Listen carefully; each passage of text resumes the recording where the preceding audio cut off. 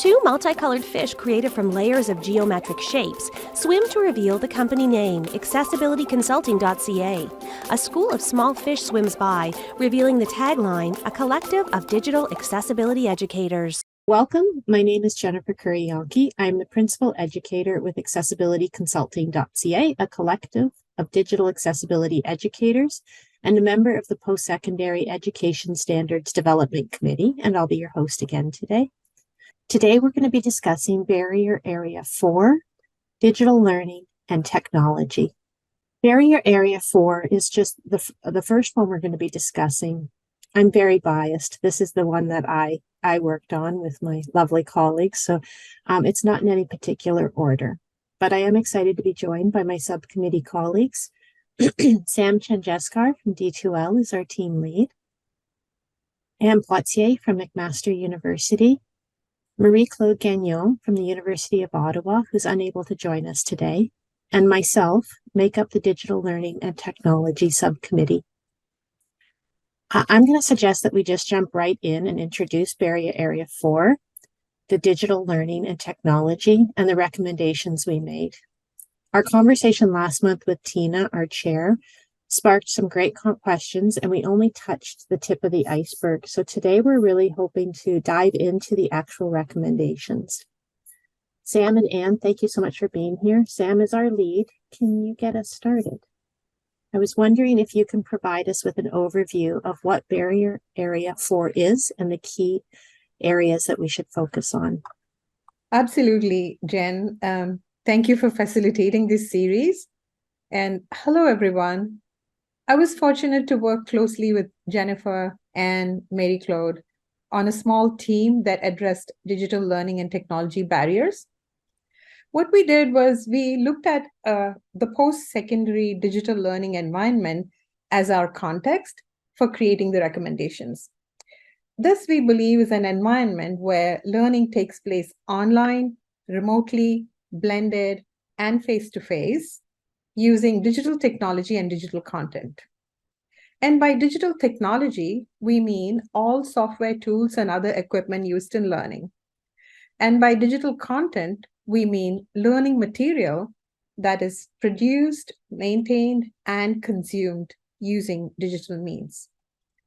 Now we recognize that a digital learning environment, to be accessible, it has to be, students with disabilities have to be able to access and use the technology.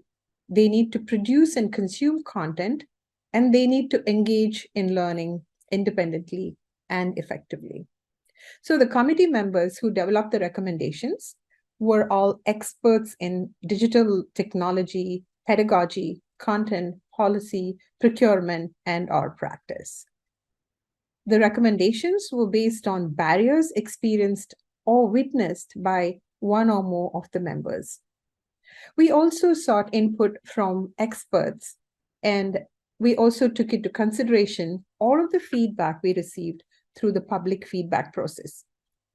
Our recommendations fall into 6 key areas: accessible technology, accessibility plan, accessible procurement support, accessibility training and practice, accessible and inclusive pedagogy or andragogy, and accessible content. As you can see, it follows a logical order. You need to have technology for it to be a digital learning. You need to plan and procure the tech. You need to get them trained and do the teaching, and to do the teaching, you need content. The purpose of our entire exercise was to come up with recommendations that would make education better for students with disabilities in Ontario. And our recommendations cover the complete academic journey of students with disabilities, beginning with their first point of contact with a post-secondary educational institution and continuing throughout their experience with that institution. I'll pass it back to you, Jen, so we can look at each of them closely. Thank you. Just as a side note, we're not going to be reviewing the timelines that are posted in the standards. And the reason is that Tina mentioned that last time in our last talk, is that it's likely that when these recommendations become standard, the timelines will be changed. So what I'd like to do now is to introduce each of the themes one at a time and the recommendations that fall under each theme. Then we'll stop and take questions before we move on to the next theme. This gives us approximately 5 minutes for each thematic discussion. I know that's really quick. Anne, do you want to take a moment and introduce theme 1, accessible technology, and maybe provide an overview of the recommendations in this area? Sure, thanks, Jennifer. So theme 1, accessible technology. Post-secondary institutions must ensure that accessibility is at the foundation of the use of digital tools in the practice of universal design for learning principles and their application to accessible and inclusive pedagogy and andragogy guidelines. Technology used in digital learning must be accessible to and usable by students with disabilities and be compatible for use with common assistive technologies and devices to accommodate a wide range of disability-related needs. There are 2 recommendations under this theme. Recommendation 69, accessible technology alternative. In cases where technological accessibility barriers continue to exist, a functionally usable alternative option meeting a recommended practice, for example, the equally effective alternate access plan, in addition to the requirements of the course, and agreed upon by both the student and the educator, must be provided for each barrier, with an explanation prior to the start of the course or as soon as reasonably possible. When such an agreement cannot be reached, the institution should follow the steps under Recommendation 111, which is the refusal of disability accommodation request, and inform the student of the availability of the dispute resolution process described under Recommendation 112, which is resolving disability accommodation refusal disputes. The second recommendation in this area is number 70, accessible technology alternative documentation and review. All instances of functionally usable alternative options shall be documented in the student's accommodation plan and reviewed by the post-secondary institution each term to determine if a more suitable permanent solution has been identified in the case of any of the following. If the student is still registered in the course by both the student and the educator, or where the student is no longer taking the course by the institutional lead for accessibility in consultation with the educator. Thank you. I remember putting those 2 together in the discussions that we had with them. Are there any questions that anybody has about those 2 recommendations? All right. So think about it. As you have a question, put it in chat or raise your hand, and I'll keep going on then. So under theme 2 was accessibility plan. So we really wanted, like as Sam said, we wanted to make sure this flowed properly. So once we looked at the accessible technology that's available for students, we wanted to make sure that we had a plan appropriate. So each school should develop, in collaboration with its stakeholders, a committee that puts together this plan and makes it publicly available. And we called it the Digital Accessibility Plan. It should be reported on annually, and to demonstrate a commitment to the province-wide accessible procurement standards that we also made a recommendation for, and include accessible and inclusive pedagogy recommendations, as well as the student feedback processes. We then said that that plan must also include equitable access to digital technology. So regardless of the stage of the learning process, equitable access to resources, opportunities, and services should be made available to students at no additional cost to that student. So that's called the Equitable Access to Digital Technology recommendation. And the school should take responsibility to provide transparent information and support to help navigation of funding options to support that equitable access to digital technology. In recommendation 73, we wanted the plan to identify and communicate digital learning and technology intentions. So the schools and the educators should identify in their course syllabi the digital technology and learning components, as well as the course format needed for both the academic and engagement expectations and the essential requirements of the program of study for each course. So students should have that in advance. And then where technology is introduced after the start date, then the faculty should seek out class input. That way could include anonymous communication and feedback related to the accessibility so that they could make sure that this is a priority and they address it. In recommendation 74, the plan should have accessibility of the technology included. So it should include a way to provide, communicate, and reinforce with educators a mechanism to utilize the province-wide accessible procurement standards. And that's in recommendation 105, but we're not going to get into that today. Just important to note that that is a big part of our recommendations, is referencing that procurement standard. Recommendation 75 under the plan was removal of digital learning and technology barriers. So the plan should really identify and remove any systemic and environmental barriers that hinder a student's digital learning, really to address any outstanding persistent issues that are ongoing and address ones early on where they can.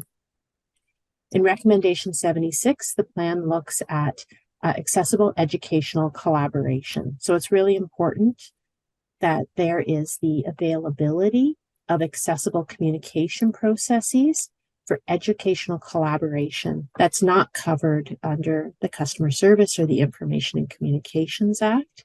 And it really looks at sort of that student-to-student communication, student-to-educator communication, and student-to internal and external partners. So all of that diverse communication. And then finally, recommendation 77 of the plan is the digital inclusion of that information in the multi-year plan. So the schools should report in their multi-year accessibility plan and the annual status reports how they have implemented their commitment to digital accessibility and inclusion at all stages of the academic journey for the students, including addressing any inequalities to digital learning. So that's really that theme of the digital plan, the accessibility plan. Any questions with regards to that?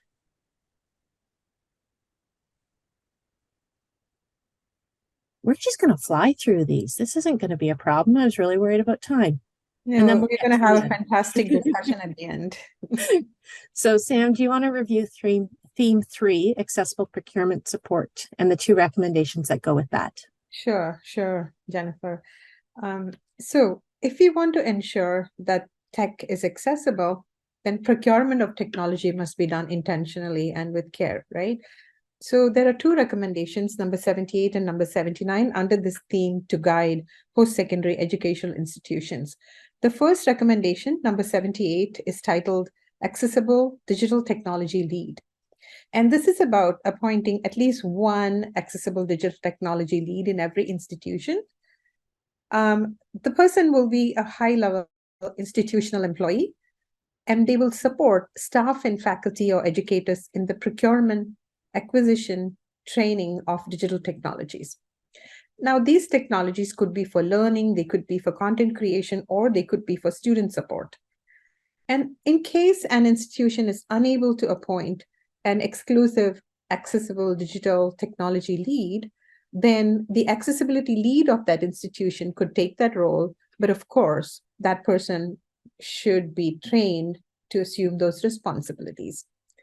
The qualifications that are specified for this accessible digital technology lead are A, they should have qualifications in accessible technology core requirements. B, they should have demonstrated knowledge and practical experience in using assistive technology. C, they need to have strong understanding of accessibility and usability testing when auditing digital technologies with assistive technology. And D, they need to have strong knowledge of procurement legal requirements. There's another thing about, point about the responsibility of the lead in terms of using the accessible procurement standards for educational resources. That's recommendation 105. You will hear that 105 being repeated ever so many times whenever one of us speaks. So that is about all purchases, and it is to ensure that all accessibility features are enabled at the institutional level. So it's not just about purchasing the tech, it's about understanding what are the accessibility features and enabling them so that the tech can be optimally used to make everything accessible. Now we have the second recommendation, number 79, which is titled Accessible Digital Technology Lead Reporting. And this is about how the activities and accomplishments of the Accessible Digital Technology Lead are documented and reported. So they'll be reported in the annual status report. And the digital accessibility plan that Jennifer was referring for the institution will keep track of the activities and do the reporting. I would like to stop here and give a chance for the audience to ask questions. Any hands raised? Yes. Go for it, Kate. Catherine, please. Yeah, I'll ask maybe one of my questions. So first and foremost, great barrier area. It's probably one of the most organized from sort of top to tail. Like it's easier to analyze this area of barrier recommendations than other areas of the report because it kind of feels like they scaffold together quite well. So yay, that made it a lot easier to analyze. I'm curious what you folks had imagined. I know it wasn't your job to imagine this. The job was to create the recommendations. But as someone who's analyzing these recommendations and thinking about how they could map into an organizational structure, I'm wondering if any of you had imagined where you would see the digital accessibility lead sitting within the organization. So, for example, within our context, we have a web accessibility specialist. They sit quite lower, sort of in the institutional hierarchy. Their focus is on implementation of a web accessibility roadmap that sits under a larger strategy in our IT area. We obviously also have a teaching and learning center, again, with implementation specialists and trainers who sit in sort of more universal design for learning areas. And we have our libraries, which have sort of our library accessibility services, again, focusing really on that mappable system to the accommodation process. But then the libraries also facilitate quite a bit of proactive accessibility, less so outside of individualized support, but more so around procurement and translation of a lot of our resources into e-formats. So we have these three strong areas that sort of sit within our organization. We don't have anyone who's specific within procurement. It's like a noted gap in a lot of institutions. And I wonder if you folks had imagined first where that role would sit, but also which components of the recommendations would map to pre-existing systems, because some of them are going to map to the accommodation process, especially around the technology, the use of technology, getting students to be able to use the technology ahead of time, maybe the libraries as well. But some of these feel like they're definitely mapping to procurement more than anything else. And some might actually map to, our Office of Teaching and Learning, because there's quite a bit in here around instructional support and instructional responsibility. So just wondered what you folks thought about that. So you wanted us to, you asked what we imagined. So I'm going to. What you imagine, Sam? Yeah. I'm going to imagine. It's not without a backing, because the entire exercise was done with this thought in mind that no two post-secondary educational institutions might have the same structure. They might have different cultures, different organizational hierarchy. So the idea of a recommendation to be universal is to give as much leeway or choice to the institution within this boundary or within these parameters to be able to implement. So if you ask me to imagine, I would imagine that they could fall anywhere in one of these three or stand as the fourth one in terms of operations. But in terms of the importance of what they do and what they accomplish, they should rank with quite or high, be able to report to the highest level EDs and vice chancellors of the institution. Any other thoughts, Jen or Anne? I would agree, because they need to be able to push back when someone says, yeah, but, right? So they need to be able to say, you must do this. And it needs to be a high enough position that they can see across the institution. So a lot of the roles that Kate was describing are more operational, and they don't have the ability to say, no, it must be done this way. So it does tie closely to accessible procurement, but understanding all the facets of how it might implicate the whole implementation of a piece of software. Could be a course management tool, it could be a registration tool for the registrar's office.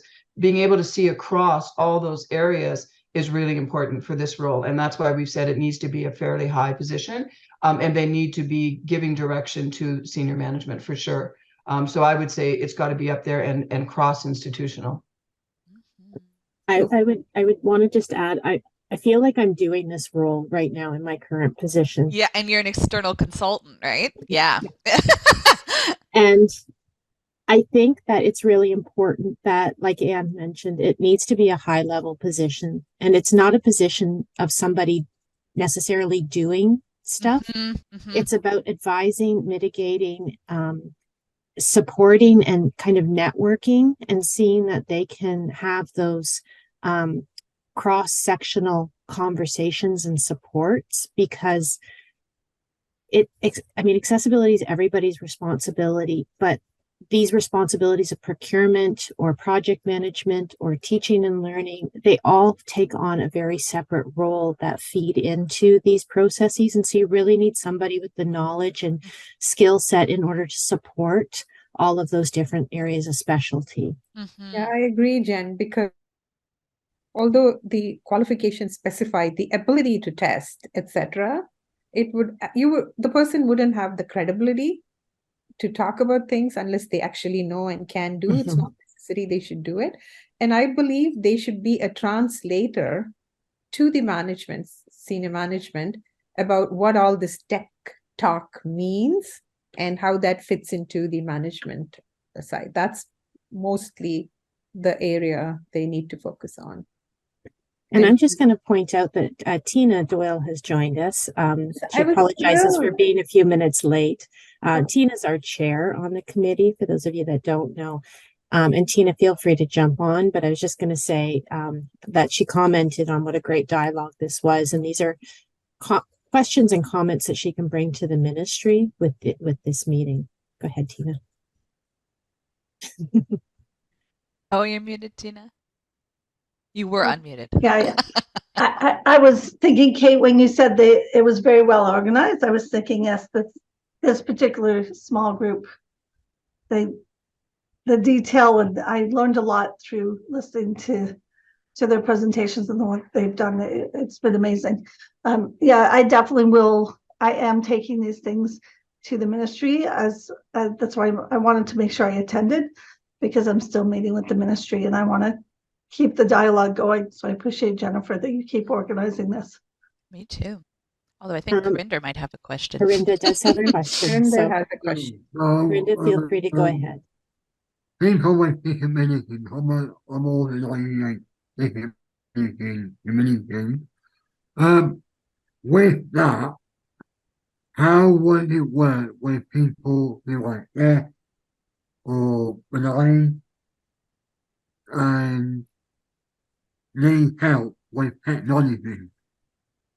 Like how? So in higher education, and that's a great question. So how do people who are deaf or blind or have other disabilities, if they need support in higher education, how do they get this support? Is that correct, Harinder, your question? Yeah. And I think that really feeds in nicely to our next theme, which is accessible and inclusive pedagogy and andragogy. Let me go through that, and hopefully it answers your question. If it doesn't, raise your hand and let me know again, okay? Or if it's about accommodation, that could be one thing. Yeah. So under that theme, we have 3 recommendations. The first is recommendation 83, which looks at the accessibility of the learning environment. So we really felt strongly that schools should respect a learner's disability-related needs around how they engage in their learning environment at any point in time by providing flexible and equivalent ways to participate, interact, and demonstrate their knowledge. And we learned a lot from COVID and the pandemic about the different and multiple ways that people were learning and teaching in these environments. And we really wanted to take the good things that came about it and kept them in as part of our recommendations. So we feel strongly that higher education institutions are encouraged to continue to provide students with a range of directed and flexible choices in their daily learning environment.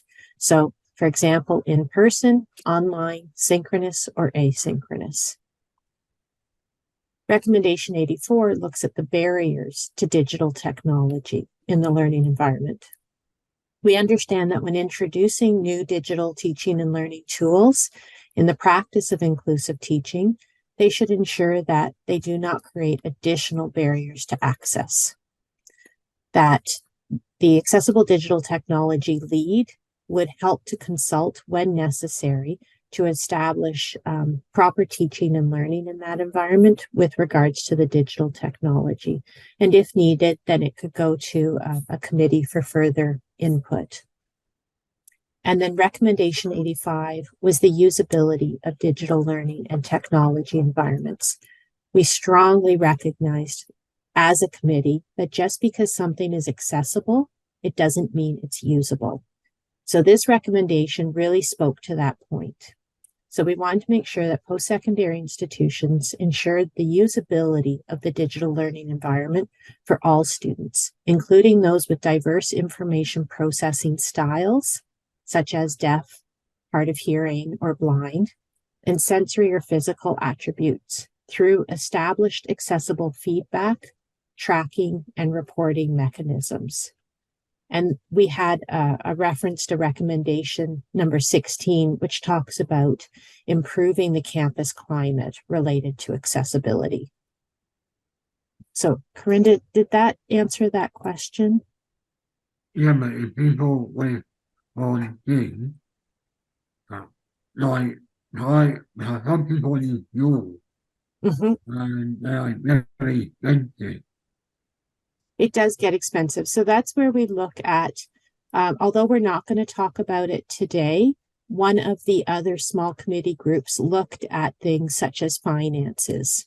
So join us when we talk about, when we work with that small group committee. This one is specifically just on the digital technology and learning, but it's an excellent point that software and that can be expensive.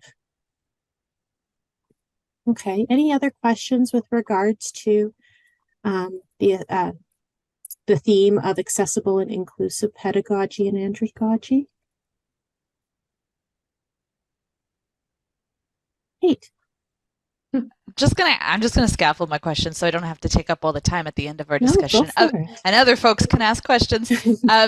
So I'm trying to do a little bit of an analysis on the recommendations to understand kind of their standardizability, if that were a word, their ability to be regulated. And already it's quite clear that quite a few of the recommendations have been organized such that they're quite standardizable at the level of the organization, at the level of policy. Even certain roles feel quite standardizable and what they would do in terms of training and process. And I wonder what you folks think about, it's in the previous barrier area, around that need for clarification around the intersection of accommodations and accessibility and academic freedom. My sense is that the closer the responsibility gets to an individual instructor or a program level's implementation responsibility, the more difficult it might be to standardize that recommendation because of academic freedom. Also, I remember Marie talking about this, that universal design for learning is actually very difficult to regulate because it really can impinge upon an instructor's pedagogical freedom, which extends to delivery, which extends to the creation of content. So I suppose I'm wondering what your folks' thoughts are on that piece, because we have sort of this nucleus. We know that this is why the accommodation process has to stay alive. Like you can't get rid of it. It actually has to probably strengthen because it helps to support those gaps that sit in that nucleus, the teaching and learning environment. And I'm sure you were talking about this at length. Do you think that clarification, I'm presuming from the OHRC or from MCU, has to happen before we can move toward sort of a discussion around how we might be able to not regulate, because regulation really can actually end up impinging on pedagogical freedom. I think academics would rightfully resist that idea. But just in general, like to tease out what we're not talking about actually altering what you're researching or what you're teaching in the class. We're actually talking about the tools that you're using, the environment that the university supports financially, et cetera, et cetera. And I suppose I'm wondering what discussions you folks have had about that, whether that clarification is needed first, if you anticipate pushback as those recommendations become more of the instructor's responsibility, if you've thought of navigating those discussions from where Yeah. you sit, because I know, Jen, you're doing this right now as an external consultant.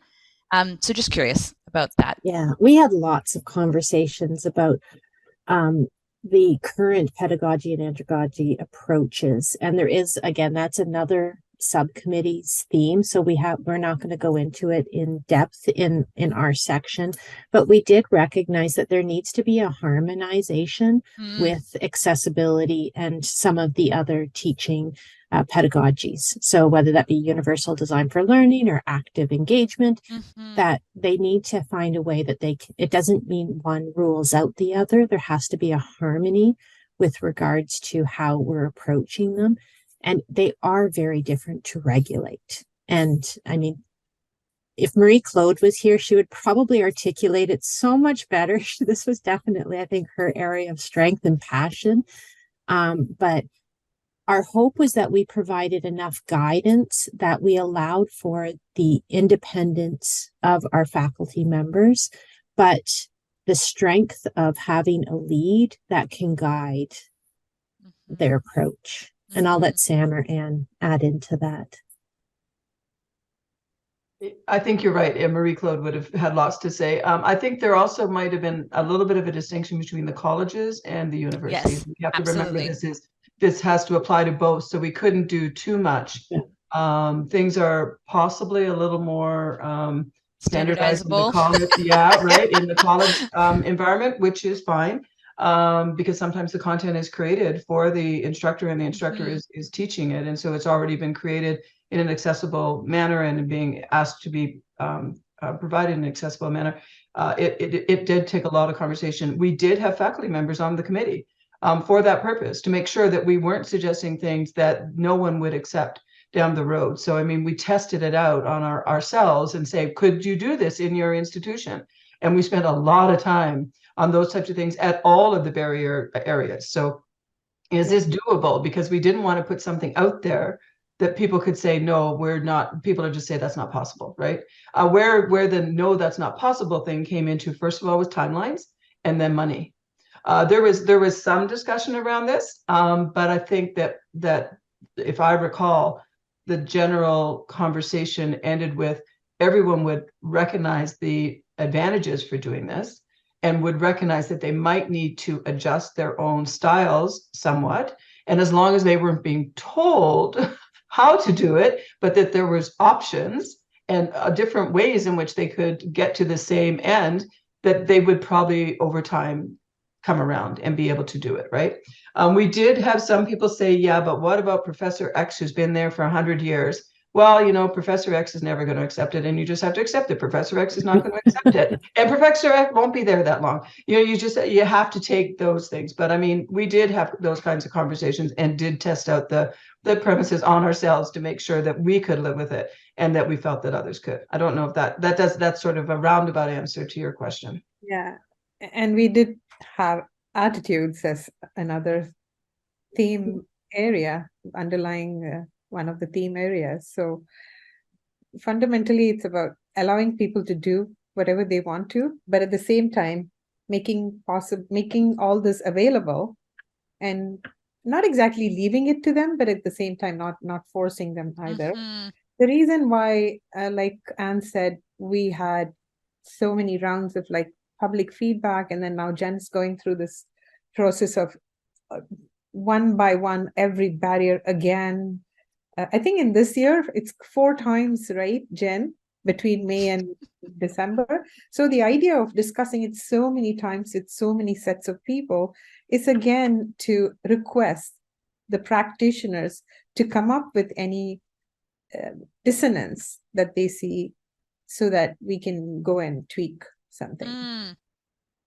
Yeah, it might just be, I don't know if this makes it all, there's just a number of recommendations that have a different approach in terms of enforceability that arguably should, like to your point, Sam, they actually shouldn't be enforced in the same way that you would enforce a compliance-driven or business-oriented mechanism, because arguably they're not business mechanisms that sit in those areas of sort of pedagogical design, et cetera, et cetera. So I suppose I'm wondering if maybe Tina, that's something to kind of bring back to the ministry. It's just a consideration that some of the recommendations are going to require a different approach to implementation that maybe focuses more on really disciplinary specific cultural shift, where you're really encouraging the disciplines to engage with different components of accessible design where possible, where folks are interested and where it's incentivized.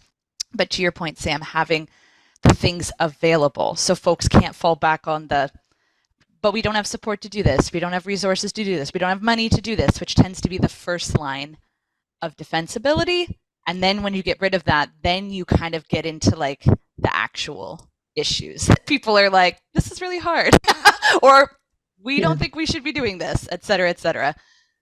The university I'm currently working with is each of the schools is putting out an accessibility statement, and they're putting it together with all of the faculty and the academics and researchers in their area to collaboratively create their accessibility statement and their commitment. And I think that's something that, that I've learned through this process that I would pass on. Yeah, I love that, Jen. Thank you. Sam, do you want to introduce theme 6, accessible Jennifer, content? do you want to go back and we skipped theme 4? Do you want me to go back and do theme 4? I am so no, it's sorry. okay, because it was a perfect segue in from the previous conversation. But do you want to just go back? Yes. Okay, please. so I'll just quickly go into theme 4, which is accessibility training and practice, and there's 3 recommendations related to that. So recommendation 80, time to practice and learn digital learning and technology accessibility features. Students should be given the time to learn and practice the accessibility features of digital technologies before having to use them in learning. Recommendation 81, mitigation of technology barriers.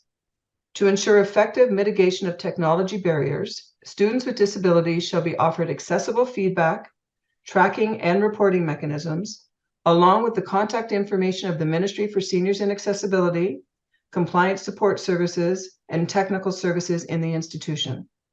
The Accessible Digital Technology Lead shall include information from this feedback process in assessing the accessibility of the technologies procured. Systematic feedback shall also be obtained periodically from a representative sample of students with disabilities. And the 3rd recommendation in this area is assessment methods. Instructors shall include details of tools proposed to be used for assessment in the course syllabus. When not known in advance, students with disabilities should be given an opportunity to learn and practice any new digital technologies in a mutually agreed upon timeframe, which considers the circumstances of the requester and the urgency of the request before using them in any assessments. I'm not sure if there's any questions around any of that.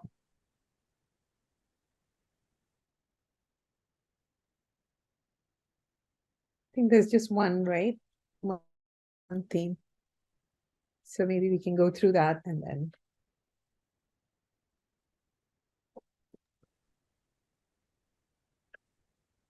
Sorry, Sam, I think the question in the chat was from a previous discussion, or am I missing something? No, I don't. So I said there's just one more theme. There is. So Yeah. Do you want to go through it then? And for sure, Jen. thank you. So it's about content, right? Accessible content. It has 4 recommendations, and content is king, and accessibility in content is the most important, but at the same time the most difficult to achieve. So it's happening all the time, right? So the first of the 4 recommendations is about supporting the educator in their efforts to create and maintain accessible content. Of course, educators need tools, processes, and resources such as people, budget, copyrights, and other legal requirements. So recommendation 86, which is titled Accessible Content, Resources, Tools, and Processes, says that institutions must provide all of the above to the educators. Only then educators can source, acquire, produce, and maintain accessible content. The next recommendation, 87, is titled Support for Educators and Staff. Again, But in this case, it requires that post-secondary education institutions must document in their digital accessibility plan how they intend to support educators and staff in the provision of accessible content for all programs and services. So it's not only that they need to provide the support, they need to document in the plan how they are planning to do that. And then the third recommendation, recommendation 87, under this theme, recommendation 87 is about support for, 88 is called transparency process. What it means is it actually stipulates two checks to ensure that all technologies acquired or purchased by educators and or the institution are accessible. So the first check is that the procurement must abide by the province-wide accessible procurement standards, recommendation 105. I told you it comes again and again.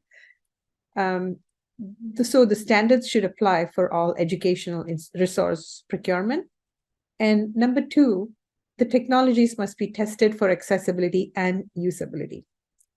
And again, this checking process must be included in the digital accessibility plan of the institution.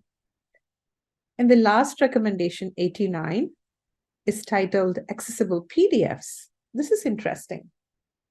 Jennifer, you worked so hard on this, right? So under this theme, it's all about ensuring that all the in-house created documents are accessible, especially PDFs. When PDF documents are used, the post-secondary education institutions must specifically ensure that they are accessible. And for this, there's a two-phased approach recommended. So in phase one, a PDF document can be used only if it is accessible, or if it's not accessible, an accessible alternative format is also simultaneously available wherever it's legally possible. So this means it's okay to have a non-accessible or inaccessible PDF document so long as you have an accessible alternative. So this is a lower level of requirement.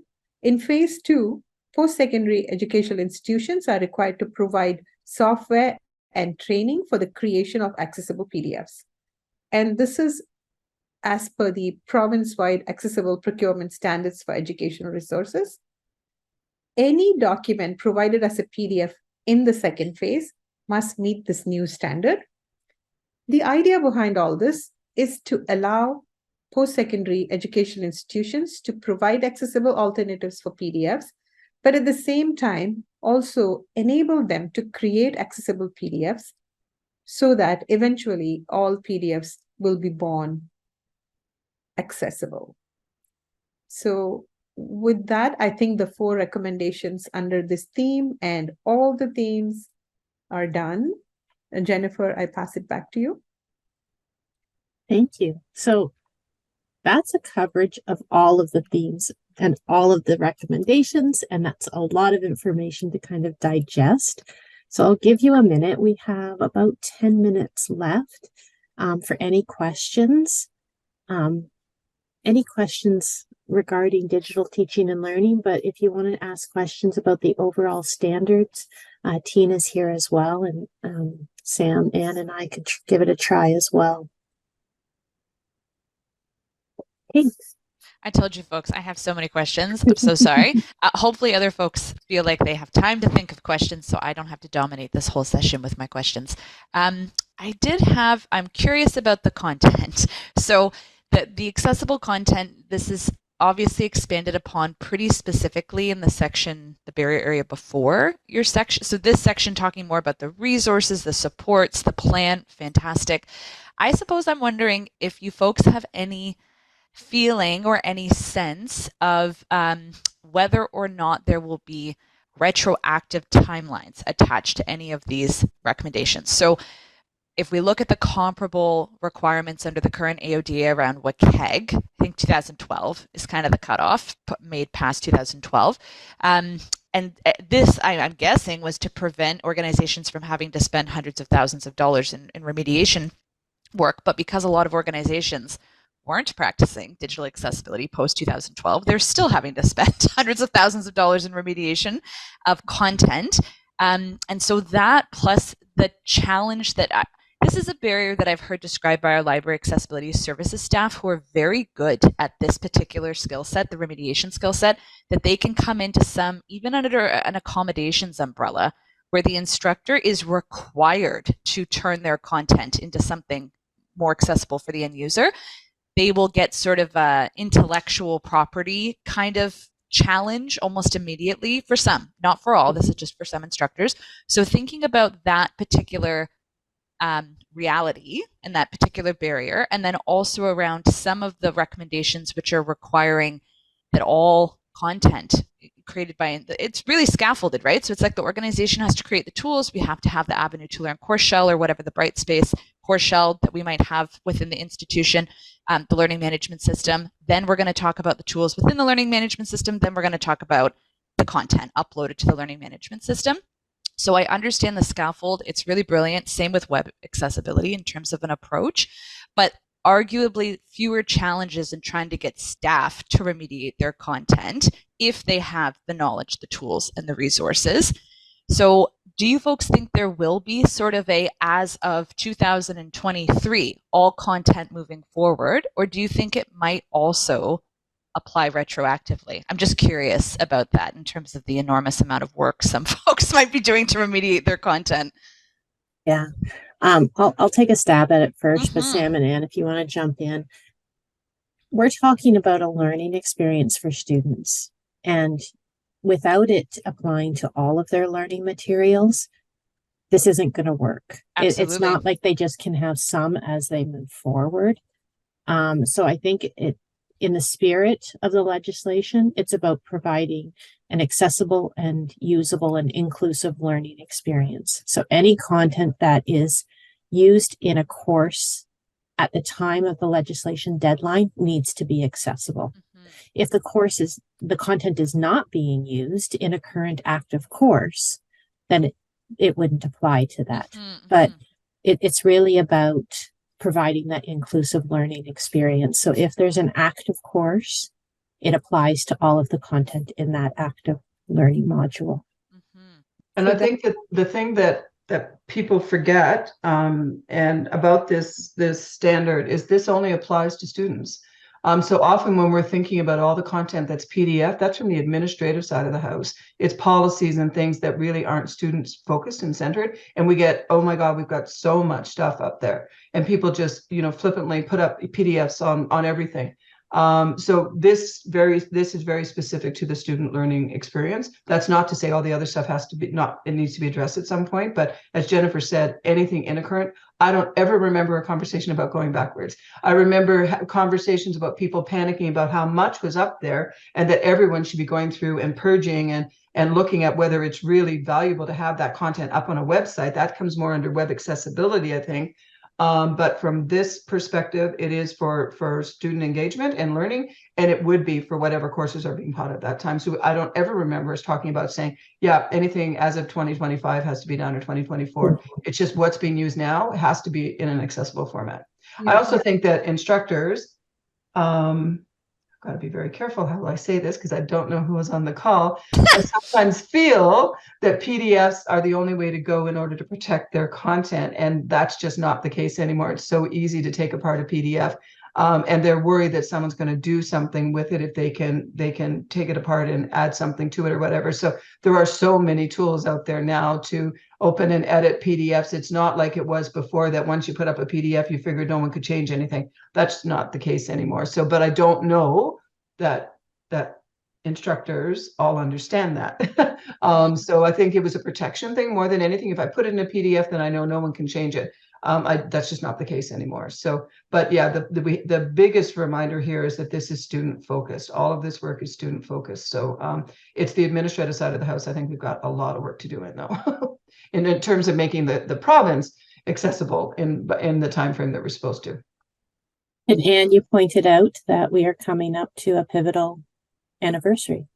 Just got a message this morning. We have the 25th anniversary of the passing of the AODA is going to be this coming weekend. So we are almost there, and we are not anywhere near almost there. So it's been 25 years that all this has been talked about. So yeah, it's just happening at this. They said October 29th is the 25-year anniversary. Yeah. Sorry, Sam.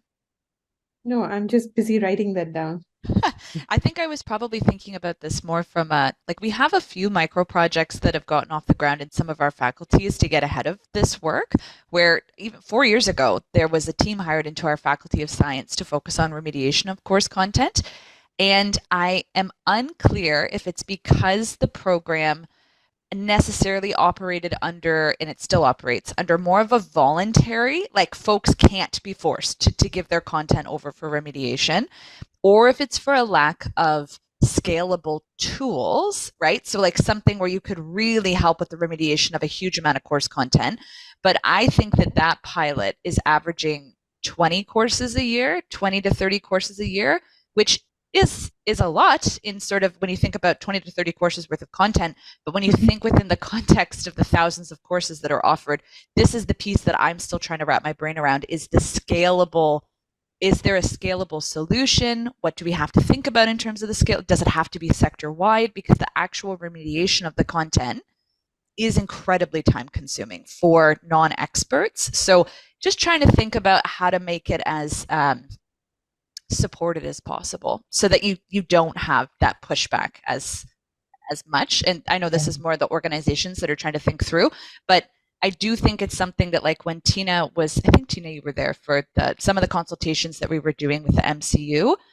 We were talking about, like, well, what are the things that have to sit at the level of the province or across all universities and colleges so that folks can, like you, Jennifer, you've told me about models that exist, I think, through Georgia Tech in the States. They have sort of crowdsourcing models. Yeah. Like, we need to do something like that for this sector. Like, honestly.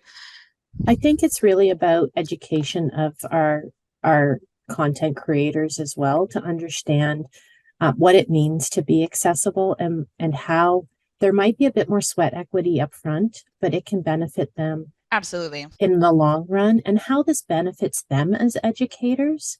That if they were to put their content into the LMS in HTML format, and for some reason the institution switches, LMS platforms, it's much more transferable.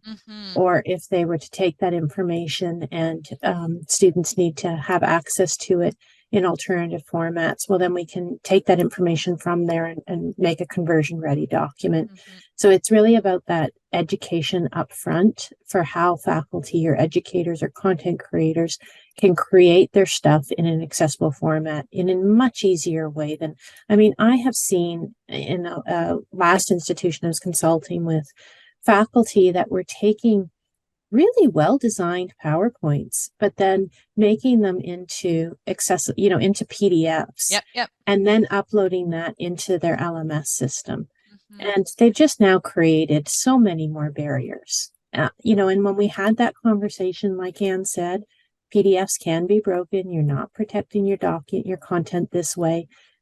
Did you know that the PowerPoint is an accessible document? That was just news to them. I don't think anyone really wants to create inaccessible content. They just don't know how. So I think a big part of this is culture shift, awareness, and education for our educators. On that note, it's 1:58. Sam or Anne, did either of you have any final remarks?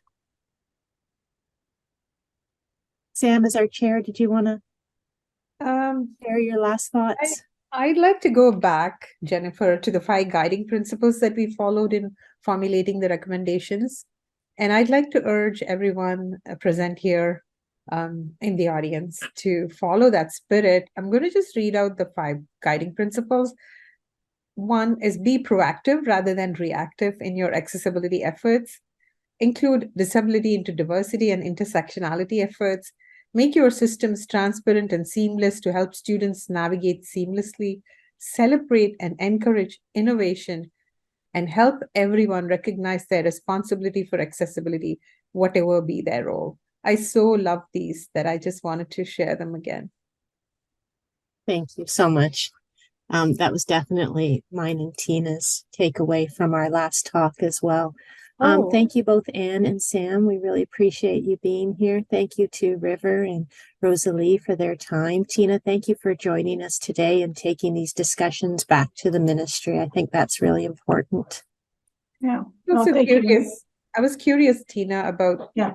the Chat GPT regime that we are having now. How does that impact?